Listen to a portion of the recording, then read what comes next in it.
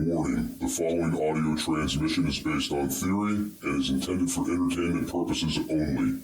It's Doomsday and its affiliates will not be held liable for anything your dumbass does. Listener discretion is advised.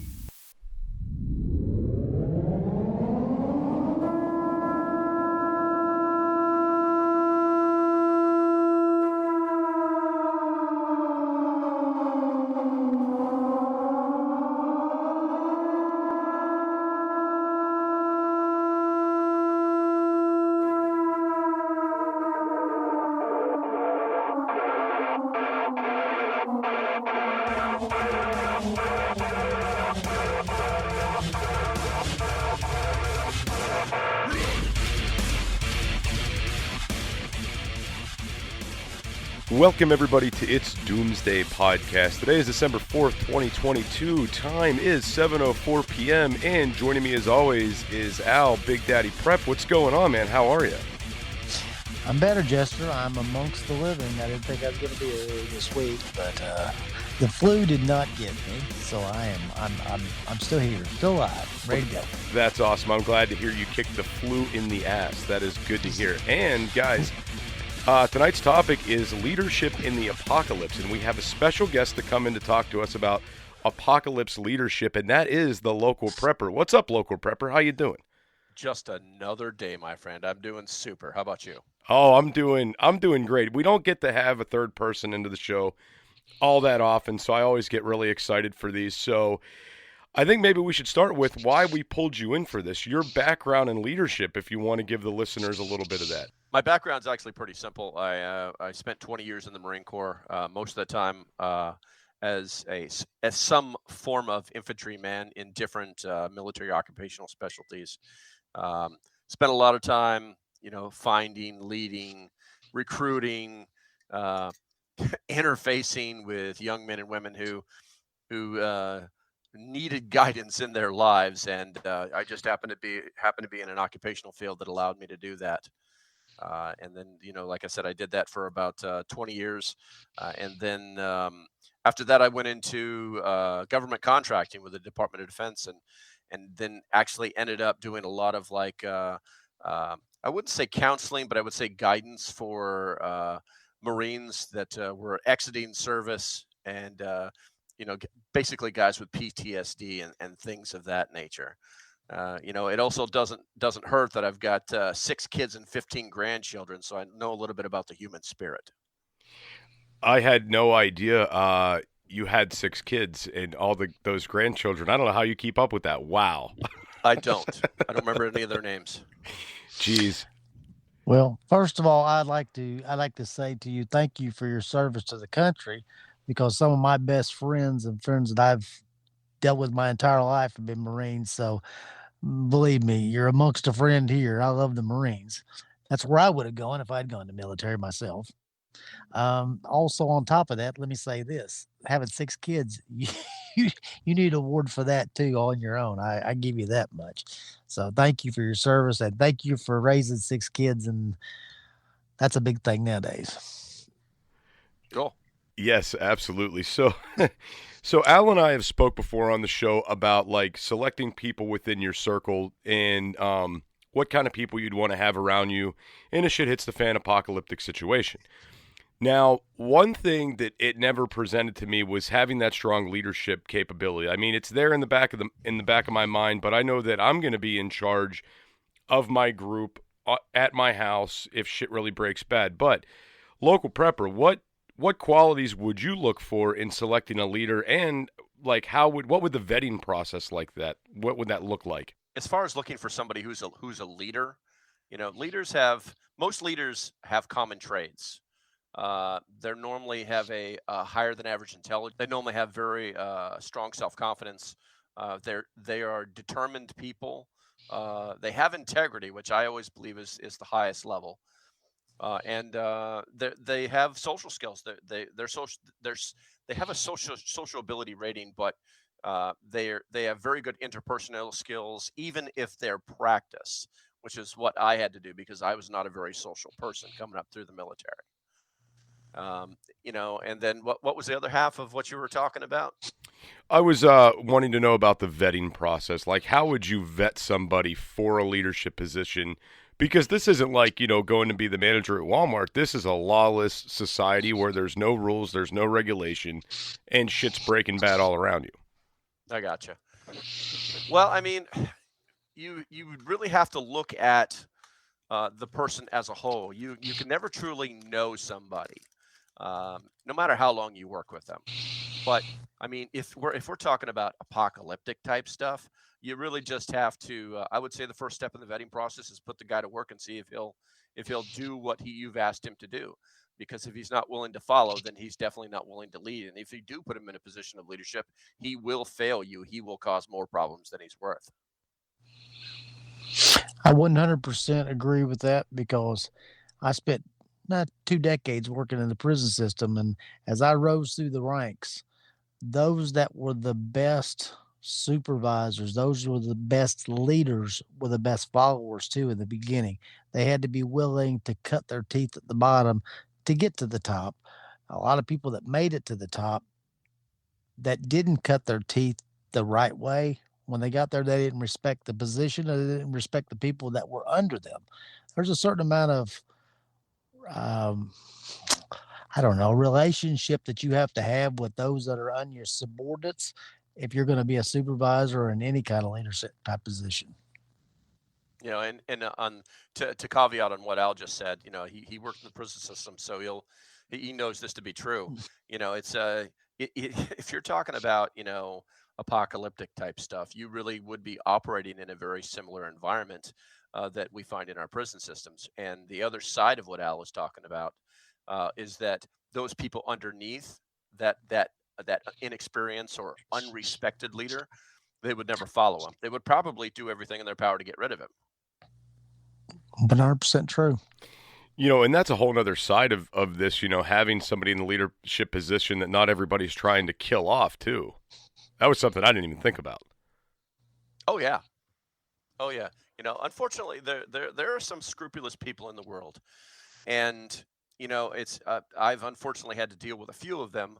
But these people that don't have their moral values, and they never learned what ethics were. And their moral values are so askew from what's acceptable in a society of people who just want to be free and not be taken advantage of.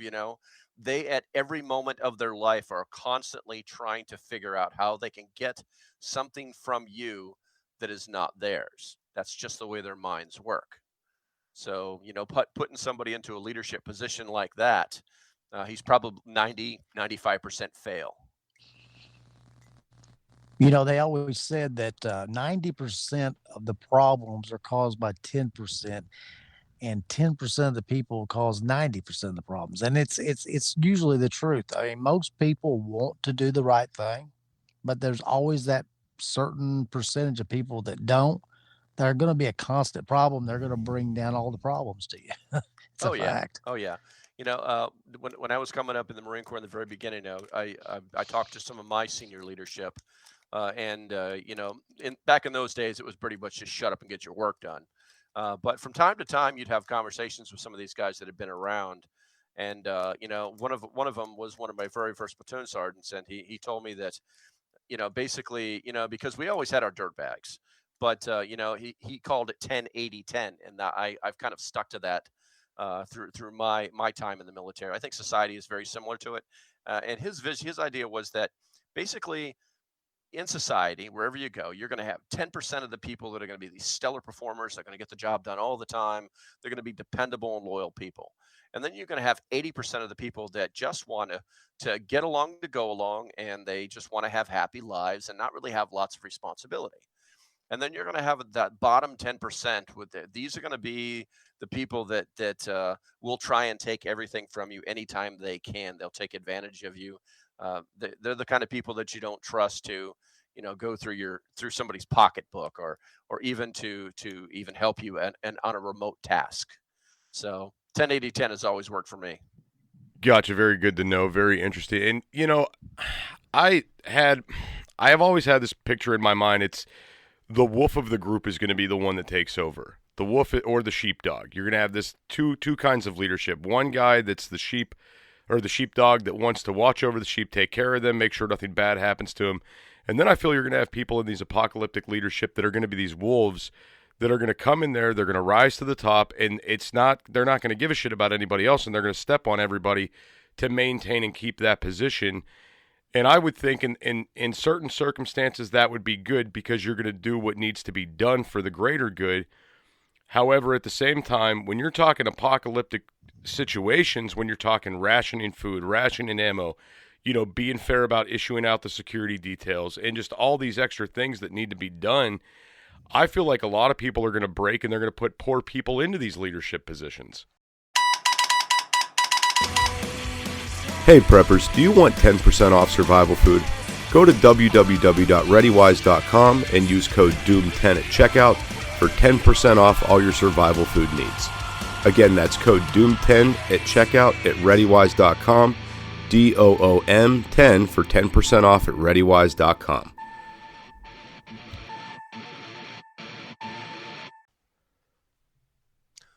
Yeah, I mean that's possible. That's possible. When I think about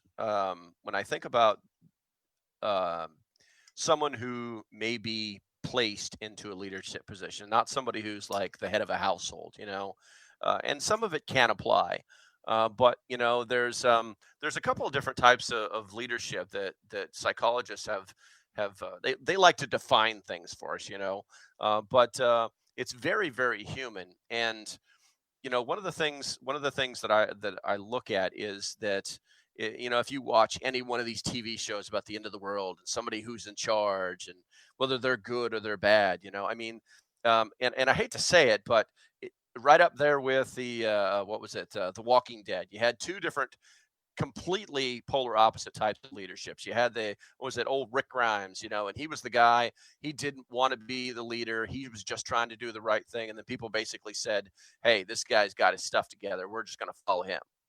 And then later on in the series, you got, what's the guy with the baseball bat with the ball wire on it? I've never watched The Walking Dead. I've never watched it. Neither have I. Anyway, someone who's listening to this is going to know what I'm talking about. And they run into him in like season 1000 or whatever. This thing went on for like 12, 13, 14, 15 years. But anyway, and he was the leader that everybody followed, these were like scavengers. These were like the people that you're talking about. Okay. He didn't have any problem with putting people they'd find on their, matter of fact, what he would do was they would find a group of people and they would bring them all in and scare the hell out of them, put them on their knees and it's like, one of you were going to die today. And he would purposely bash one of their brains in so that the other four that they found knew that he was serious, unfortunately leaders like that don't exist. They only exist. They only continue to maintain their position, which is actually their goal, by not threat of violence, but violence. And the only people that will follow them are the people who like to live in a violent world. Everybody else will flee from this person. And then the other one, like the old Rick Grimes, the good guy, he's what I would classify as like, holding my quote fingers up, the commander. That, he's hard, but he's fair. And he's expected to lead by example. He's expected to make all the difficult decisions. He does what they call transactional leadership. He sets goals, he defines expectations, it's done with what they call contingent reward systems, where he's going to reward effort, and it could be anything, just a pat on the shoulder. He's going to recognize good performance, and then unfortunately, the other half of his job is to do what they call management by expectation. Management by exception. I got a little cross verbiage there. But his job is to maintain the status quo and basically keep people in line. And he will only intervene when a subordinate does not meet expectations. And that means initiating negative feedback and corrective act, which, obviously is punishment, to improve that performance. So you're going to find that it's like, there's always going to be the good leader who can lead lots of people, that can that's going to get people through things. Then you're going to find that bad leader who's mostly just a narcissist more than anything else.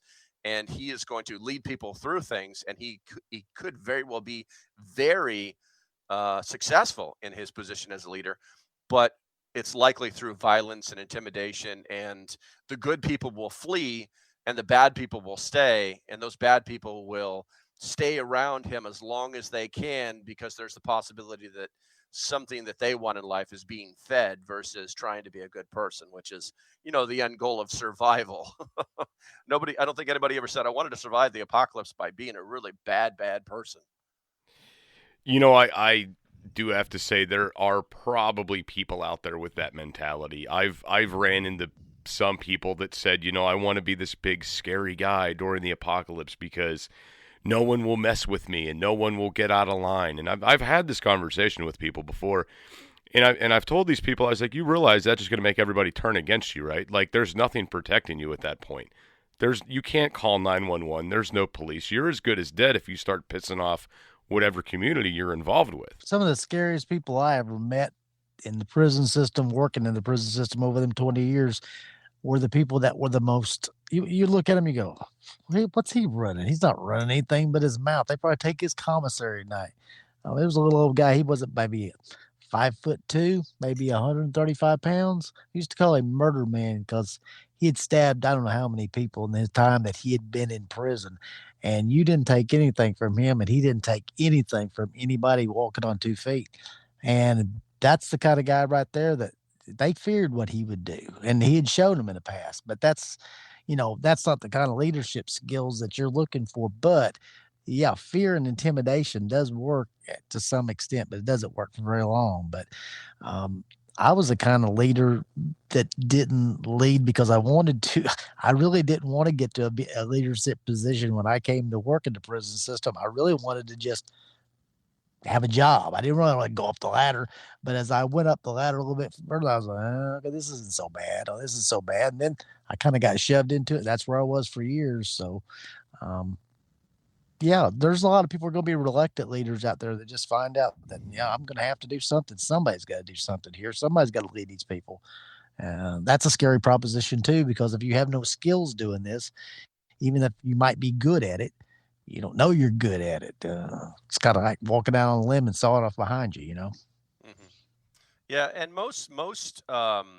most apprehensive leaders, like people who just, hey, that guy's got his stuff together, we're going to follow him. And now that person will sense that other people are going to be depending on him for something, for anything. It could be anything in life, really.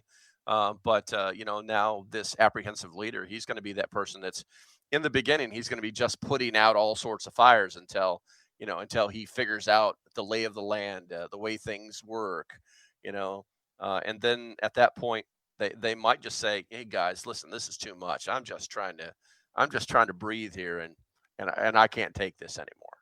So it is very situational. Well, I think one good thing that's going to make a good leader in these apocalyptic scenarios is a knowledgeable leader.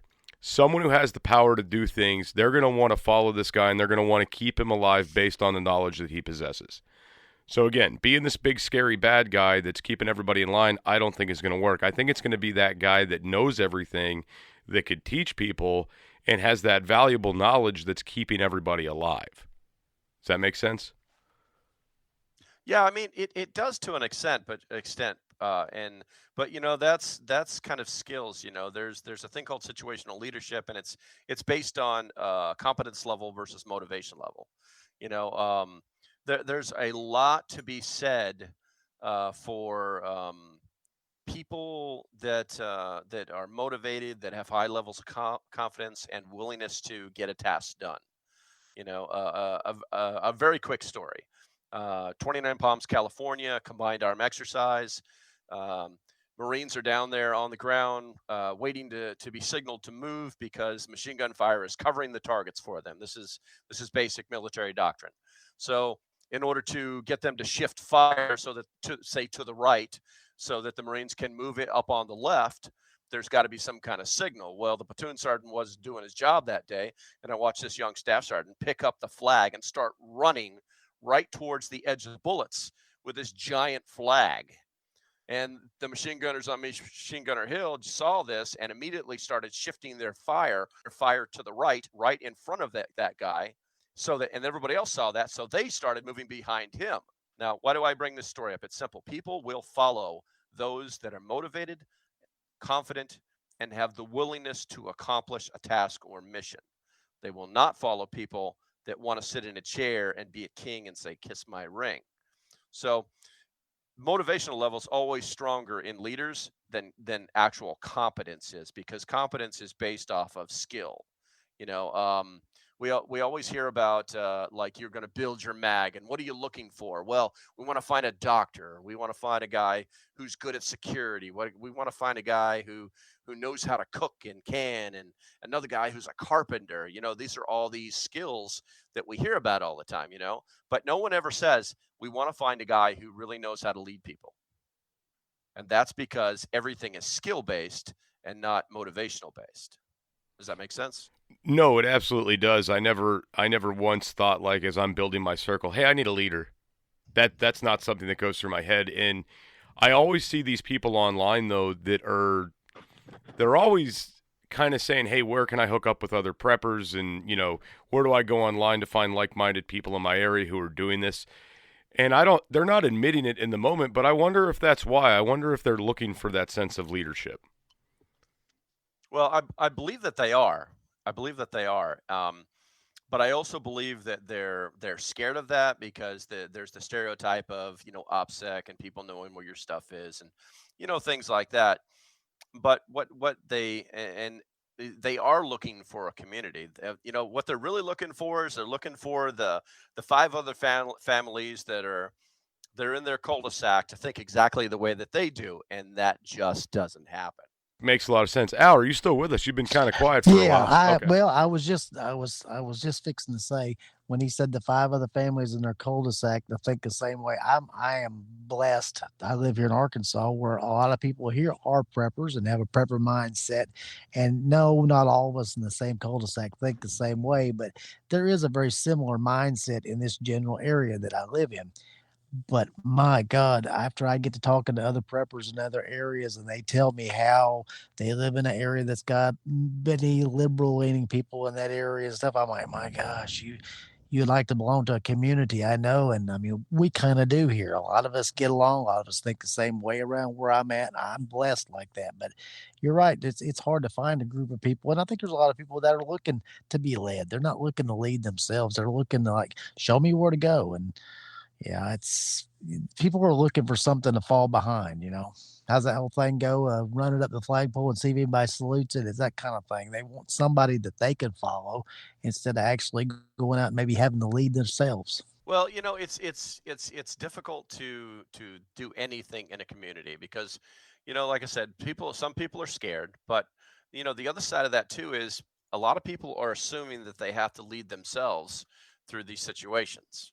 And which is rightfully so. Like you said, you plan on being the head honcho if something goes down in your family. That's kind of your job. But we never think outside of that. We never think about, like, okay, so what's outside of me, and how can I be friends with this other family? That's I've been trying to build that for a couple years now, and some of it's working, but for the most part, it's still very scattered. And then hell, just finding other groups in your area. I've got to drive, Jesus, I want to say at least an hour south to get anything close to a group, and maybe 3 hours north to find anybody even interested in the idea of a mag. It's a little tricky. I mean, it's not impossible, but I think it's all about how much you put yourself out there in order to find people, and then at that point, decisions have to be made. And you may not like how those pan out. You might start your own mag, and then you fall for the whole let's make it a democracy thing, and next thing you know, you've been voted down to nothing, and they've got you on guard for the foreseeable future, and that's not where you envisioned yourself. There is one thing I want to bring up. Quick story for you about putting yourself out there. There are a good bit of preppers in my area, and I'm starting to discover more and more. And I don't really put out there what I'm doing. They start talking to me about prepper stuff, and I'm just like, yeah, sure, that's cool, man. That's cool that you do that. Like, I don't do that, but it's cool you do. I just kind of play stupid. But there is a gentleman in my area that is actively trying to recruit people. And he's putting it out there on social media. He's sharing it. He's sharing what he's doing with everybody. And I mean, literally strangers on the street, he's trying to bring in and pull in. And of course, he wants to be that leader guy. He wants to be top dog in this role. And he's somebody I would never mess with, just for the idea that you're putting too much out there. You're not maintaining OPSEC. You're not keeping anything quiet. You're actively going out and telling strangers about this. So that, as far as being a leader and putting yourself out there, I mean, this has bad juju written all over it. Yeah, I mean, yeah, I think and you can only make assumptions, but I think the first question would be is, why is he doing it? That would be the first question, because like I said, with the different types of leaders, normally the bad ones, they're basically narcissists. They want everything for a narcissist is about them, and they will do anything in their power to surround them with people that make everything about them. You see what I'm saying? So it's I'd probably stay away from the guy. Oh no, absolutely, and I did pick that up a lot when these conversations were being had. I mean, not only am I a stranger that he doesn't know, but there was a lot of like me, I, me within the conversation. I was like, yeah, I'm gonna stay away from this one. Hot air bags, they kind of, it's always about them, and they're always talking about something. And if you've got something, they've got three of it. And those kind of people, I know you're talking about. And we have people like that in the local area around here too. So you have to kind of watch those people. You can't align yourself with them. Matter of fact, I don't even like to associate with them. I like to disassociate myself with them. But we don't advertise that we're preppers or anything like that, or we don't advertise that we know it. But the community of people that we have around here, we talk amongst ourselves. But there's a lot of OPSEC too amongst ourselves here too. But if something was to bad happen, yeah, we'd be able to help each other. What would be big red flags to say, not this guy? Most leaders don't really talk about what they've done or what they're capable of. They're normally humble people. When somebody starts coming in telling you about, I've done this and I've done that, and I believe this, and they're kind of treating it like a job interview. That's kind of a red flag in this particular scenario, because they have to be. A leader is selfless. There's a guy out there. I'm trying to remember. I think his name is Simon Sinek. If you ever had a chance to listen to him on YouTube, incredibly intelligent. Spent a lot of time analyzing the special forces and spending time with them and trying to figure out what made them click. Okay, he wrote a book that's got a title in it called "Leaders Eat Last." No, I don't have a kickback. I'm just telling you, it's a good source of information for leadership. It's something you learn in the military up front.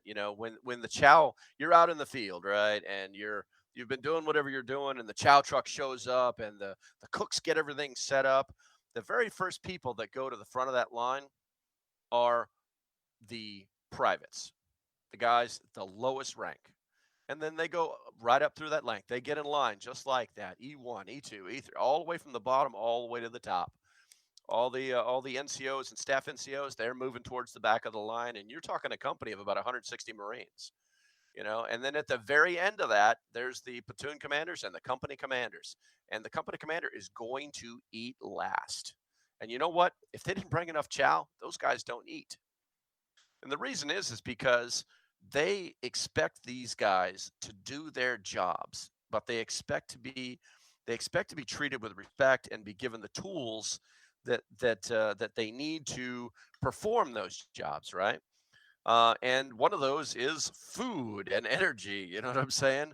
And if you think about it, it's kind of like the exact opposite. If you go back to the days of ancient, not even old, but ancient, where the king comes to the battlefield and he's got his giant tent and shiny armor and all these squires running all over the place helping him out, and a bathtub and a desk, but you've got this private who just killed 75, 80 guys with his bare hands, and you're eating better than he does. That's humility. I would just focus on, if you're vetting somebody to be a leader in an apocalyptic situation, I would take a very hard look and do as much background, because someone might know him from the town. If he's just some rogue who came in and he just happens to, he's got a rifle and he's got this and he looks fit and strong and smart and he speaks intelligent, that doesn't mean anything. Put him to work. Put him to work cleaning the shitters. You know what I'm saying? Put him to work building fences. Put him to work chopping wood, and let him do that and watch him, and then think about putting him in a leadership position. Hey preppers, do you want 10% off survival food? Go to www.readywise.com and use code DOOM10 at checkout for 10% off all your survival food needs. Again, that's code DOOM10 at checkout at readywise.com, DOOM10 for 10% off at readywise.com.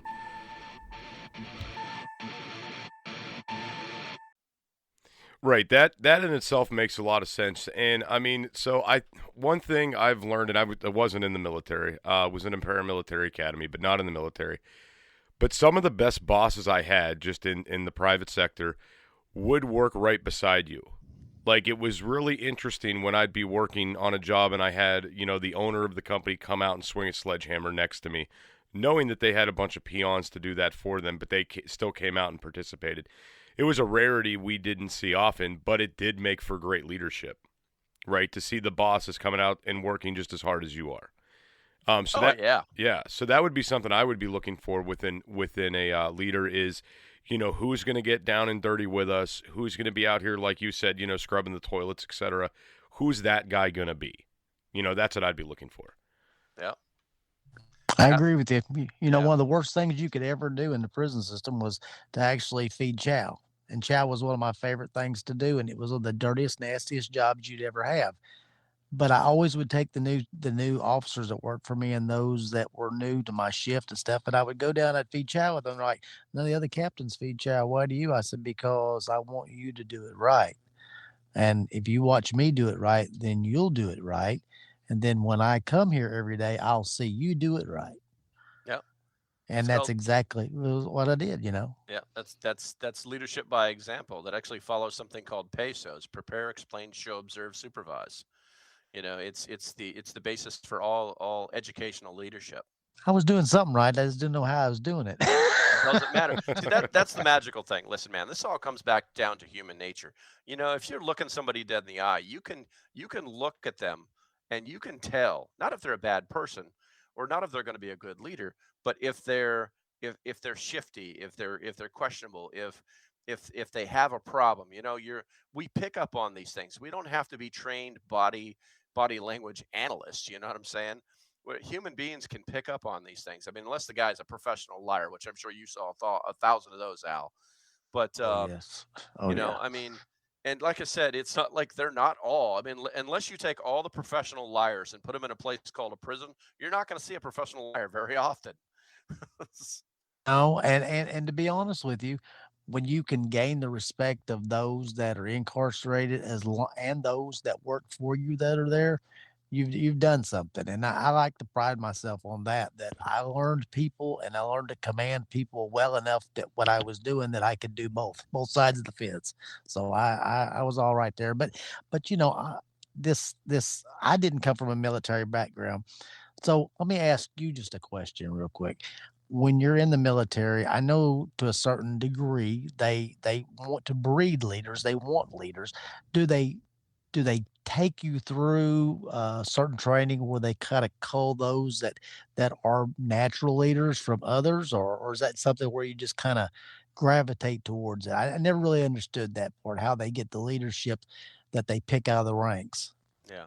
Well, things change all the time. I catch myself all the time saying the old core, and then remember that the guys that came from before me said the old core, and you don't know what you're talking about, son, and stuff like that. There's always going to be that, but do they have a process? They have an educational process that is actually more focused on maintaining the institution than training leaders. Um, Most of the leaders in the Marine Corps that are good leaders, because they're all leaders. Once you become a non-commissioned officer, which is an E4 or above in the Marine Corps, um, then you are expected to lead, no question. The guardrails are off. You're going to be put in a position of leadership, and you're going to either do good or you're going to do bad. Now, unfortunately, there's not a lot of people in the Marine Corps, so it's not like, well, you're not that great, man, so we're going to put you over here. That's a rarity, and you're going to basically be in a position where you either learn how to do this right, or your life is going to suck because no one's going to like you, and no one's going to listen to you, which is what's more important. The leadership process in the Marine Corps is more based on the leaders that are above you, who take you under their wing and give you, like I was talking about before, they actually, it's they give you, they set the rules, they give you those responsibilities, and they they're very specific in the tasks that they give you. Okay. And so that they can set clear goals, and they define those expectations, and then they follow up later to see if it was done to their standard. Unfortunately, I wish that there was, I went through several staff academies that were supposed to teach me how to be a good leader in the Marine Corps. But honestly, they didn't change me one little bit. They just taught me more about how the institution is ran more than anything else. Sorry if I let you down on that one. No, I got what I wanted out of it. I wasn't sure. I didn't have an understanding for that, but I do now. Yeah, I got kind of lost there in the ether of that conversation. So I did pick up the tail end of it, though, saying you broke the system. Was that what you stated? No, I didn't break the system. I think the easiest way to say it is that they have lots of educational programs that they'll tag the word leader or leadership on. But it's the Marines that are above you that bring you into the fold, and set clear goals and define expectations for you, so that you can do the same thing for those Marines that are below you. And then obviously supervise. Cool, Prepper. If you want to go ahead and plug your stuff so our listeners know where to find you, how to get a hold of you, things like that. Sure, I'd love to. If you're looking for us or me or the group itself, it actually is a community. You can find us in two different places, but the best place to go is just to go to localprepper.net. And right on that front page, you can scroll through all the different platforms that we're on. We pretty much live out on the Discord platform. And like I said, scroll down there, take 5 minutes, take a minute to create a profile, join the community, get, and you'll get most of the information that we're passing out on that. Gotcha. Very, very cool. And Al, do you want to go ahead and plug your stuff before we're out of here? Yeah, you can find me now pretty much exclusively. Anything I'm going to do from now on is going to be on Clapper. I'm getting off the TikTok. So big_daddy_prep. And basically the Big Daddy Al podcast, Saturday night, 8 p.m. Central Standard Time, and Sunday night, 8 p.m. Central Standard Time. And we'll be going to a video format for long, but we'll talk about that later on. Very, very cool. So with the last few minutes we got left here, guys, I did want to get, both thoughts on this before we're out of here. And I mean, it's kind of the theme of the whole show tonight, this whole apocalyptic leadership. Do you guys have your own leaders? Are you your own leaders? What is your plan in the apocalypse? Can't tell you. That's OPSEC. Oh, okay. No, I mean, right now it's just me and the girlfriend and the family. We do have a plan. No one is actually a defined leader in that plan, but I have a feeling that someone will take over pretty quickly while everybody else bickers. I bet that guy is local prepper. That's all I'm saying. No comment. I would be glad not to be the leader. I would be glad not to be, but if need be, I would be. But I'd like to pass it down to a younger generation one day because, you know, I'm not exactly a spring chicken anymore. And I'd like somebody younger that I could teach. So I got one I'm working on. We'll leave it at that. Okay. Al, I'm with you, Al. I think that everybody every man at some point deserves two things: a rocking chair and a rocket launcher. You're right. Nice. I agree with you 100%. So, guys, I got one more thing I want to say before we end this and thoughts on it. I kind of feel that in most circumstances, the alphas are just going to take over.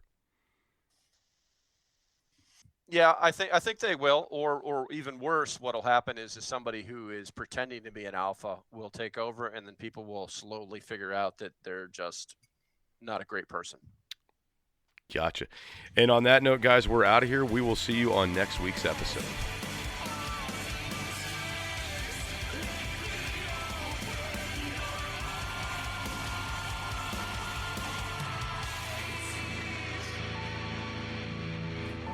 This is an emergency action message. At approximately 1 a.m. Eastern Daylight Time, NORAD is tracking 15 ICBM nuclear missiles inbound to the following cities: Orlando, Miami, Pittsburgh, Dover, Newark, Richland, Philadelphia, New York City, Baltimore, Los Angeles, Las Vegas, Boston, Seattle, Detroit. This is an extremely deadly situation. Stay tuned. The next emergency message will be a presidential address.